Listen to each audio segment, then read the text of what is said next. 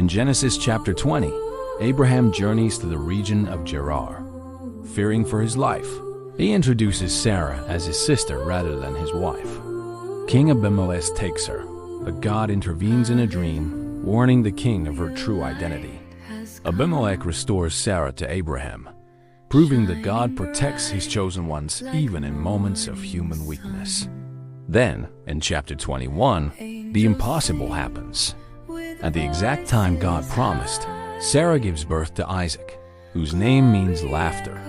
This miracle brings great joy, but also tension, leading to Hagar and Ishmael's departure into the wilderness. Even there, God provides, saving them and promising to make Ishmael a great nation too. Finally, Abraham makes a covenant of peace at Beersheba, honoring the eternal God. If you enjoyed this summary of faith and fulfillment, please don't forget to like this video and subscribe to our channel for more biblical stories.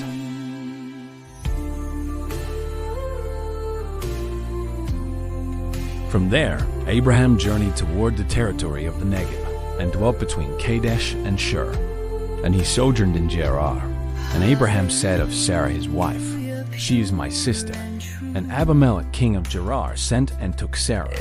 But God came to Abimelech in a dream by night, and said to him, "Behold, you are a dead man, because of the woman whom you have taken, for she is a man's wife." Now Abimelech had not approached her. So he said, "Lord, wilt thou slay an innocent people? Did he not himself say to me, 'She is my sister'?" And she herself said, "He is my brother. In the integrity of my heart and the innocence of my hands I have done this." Then God said to him in the dream, "Yes, I know that you have done this in the integrity of your heart, and it was I who kept you from sinning against me. Therefore I did not let you touch her. Now then restore the man's wife, for he is a prophet, and he will pray for you, and you shall live. But if you do not restore her, know that you shall surely die, you and all that are yours." So Abimelech rose early in the morning and called all his servants and told them all these things. And the men were very much afraid. Then Abimelech called Abraham and said to him, "What have you done to us? And how have I sinned against you, that you have brought on me and my kingdom a great sin? You have done to me things that ought not to be done." And Abimelech said to Abraham, "What were you thinking of, that you did this thing?" Abraham said, "I did it because I thought, there is no fear of God at all in this place, and they will kill me because of my wife. Besides, she is indeed my sister, the daughter of my father, but not the daughter of my mother. And she became my wife. And when God caused me to wander from my father's house, I said to her, 'This is the kindness you must do me. At every place to which we come, say of me, he is my brother.' Then Abimelech took sheep and oxen and male and female slaves, and gave them to Abraham, and restored Sarah his wife to him. And Abimelech said, 'Behold, my land is before you. Dwell where it pleases you.' To Sarah he said, 'Behold, I have given your brother 1,000 pieces of silver. It is your vindication in the eyes of all who are with you, and before everyone you were righted.' Then Abraham prayed to God. And God healed Abimelech, and also healed his wife and female slaves, so that they bore children. For the Lord had closed all the wombs of the house of Abimelech because of Sarah, Abraham's wife.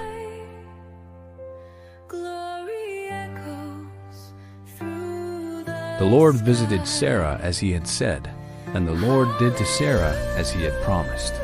And Sarah conceived, and bore Abraham a son in his old age, at the time of which God had spoken to him. Abraham called the name of his son who was born to him, whom Sarah bore him, Isaac.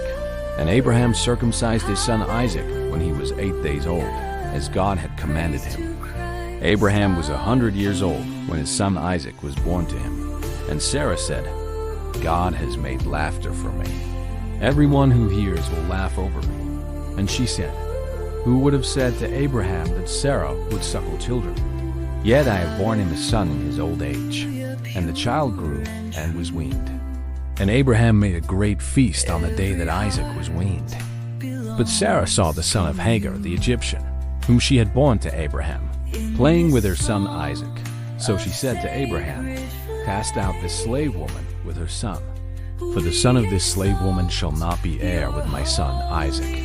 And the thing was very displeasing to Abraham on account of his son. But God said to Abraham, "Be not displeased because of the lad and because of your slave woman. Whatever Sarah says to you, do as she tells you, for through Isaac shall your descendants be named. And I will make a nation of the son of the slave woman also, because he is your offspring." So Abraham rose early in the morning and took bread and a skin of water and gave it to Hagar, putting it on her shoulder along with the child, and sent her away. And she departed and wandered in the wilderness of Beersheba. When the water in the skin was gone, she cast the child under one of the bushes. Then she went and sat down over against him a good way off, about the distance of a bowshot.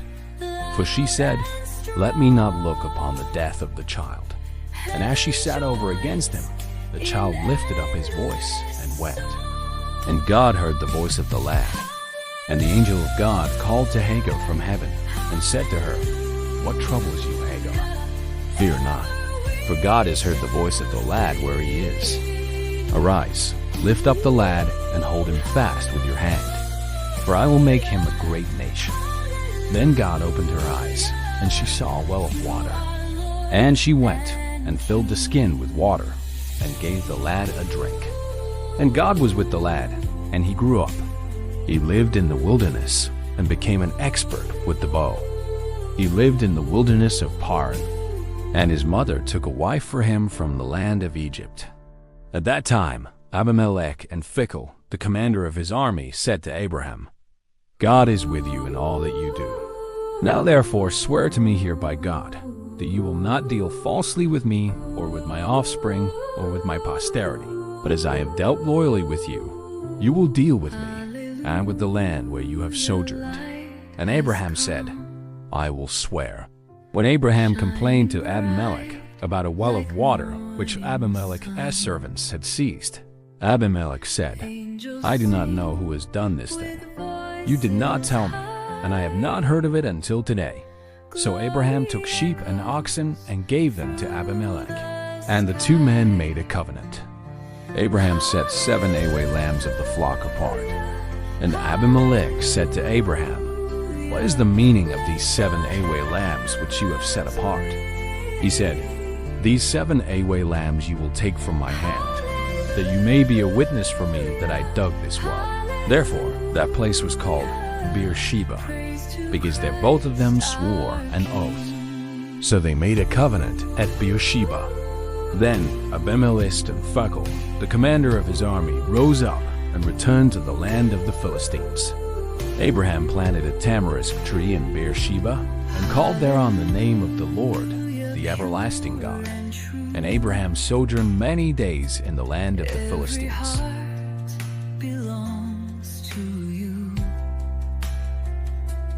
Then Job answered, "Truly I know that it is so. But how can a man be just before God? If one wished to contend with him, one could not answer him once in 1,000 times.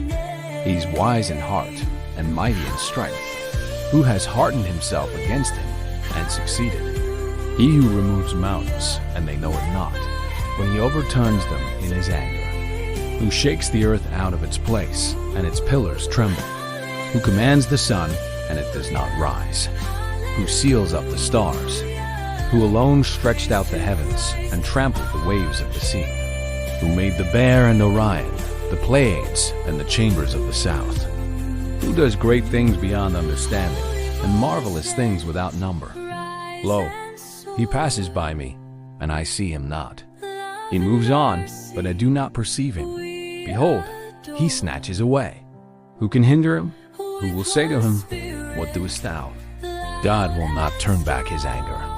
Beneath him bowed the helpers of Rahab. How then can I answer him, choosing my words with him? Though I am innocent, I cannot answer him. I must appeal for mercy to my accuser. For he crushes me with a tempest and multiplies my wounds without cause. If I summoned him and he answered me, I would not believe that he was listening to my voice. He will not let me get my breath. but fills me with bitterness. If it is a contest of strength, behold him. If it is a matter of justice, who can summon him? Though I am innocent, my own mouth would condemn me. Though I am blameless, he would prove me perverse. I am blameless. I regard not myself. I loathe my life. It is all one. Therefore I say, he destroys both the blameless and the wicked. When disaster brings sudden death, he mocks at the calamity of the innocent. The earth is given into the hand of the wicked. He covers the faces of its judges. If it is not he, who then is it? My days are swifter than a runner. They flee away, they see no good. They go by like skiffs of reed, like an eagle swooping on the prey. If I say, I will forget my complaint, I will put off my sad countenance and be of good cheer. I become afraid of all my suffering, for I know thou wilt not hold me innocent. I shall be condemned. Why then do I labor in vain? If I wash myself with snow and cleanse my hands with lye, yet thou wilt plunge me into a pit, and my own clothes will abhor me. For he is not a man as I am, that I might answer him, that we should come to trial together.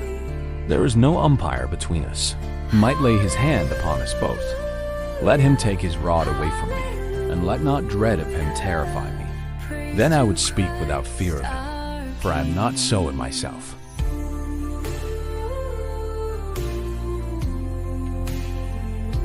I loathe my life. I will give free utterance to my complaint. I will speak in the bitterness of my soul. I will say to God, do not condemn me. Let me know why thou dost contend against me. Does it seem good to thee to oppress, to despise the work of thy hands and favor the designs of the wicked? Hast thou eyes of flesh? Dost thou see as man sees? Are thy days as the days of man, or thy years as man's years? That thou dost seek out my iniquity and search for my sin, although thou knowest that I am not guilty, and there is none to deliver out of thy hand. Thy hands fashioned and made me, and now thou dost turn about and destroy me. Remember that thou hast made me of clay, and wilt thou turn me to dust again? Didst thou not pour me out like milk and curdle me like cheese? Thou didst clothe me with skin and flesh, and knit me together with bones and sinews. Thou hast granted me life and steadfast love, and thy care has preserved my spirit. Yet these things thou didst hide in thy heart. I know that this was thy purpose. If I sin, thou dost mark me, and dost not acquit me of my iniquity. If I am wicked, woe to me! If I am righteous, I cannot lift up my head, for I am filled with disgrace and look upon my affliction. And if I lift myself up, thou dost hunt me like a lion, and again work wonders against me. Thou dost renew thy witnesses against me, and increase thy vexation toward me. Thou dost bring fresh hosts against me. Why didst thou bring me forth from the womb? Would that I had died before any eye had seen me, and were as though I had not been, carried from the womb to the grave. Are not the days of my life few? Let me alone, that I may find a little comfort before I go whence I shall not return to the land of gloom and deep darkness, the land of gloom and chaos, where light is as darkness.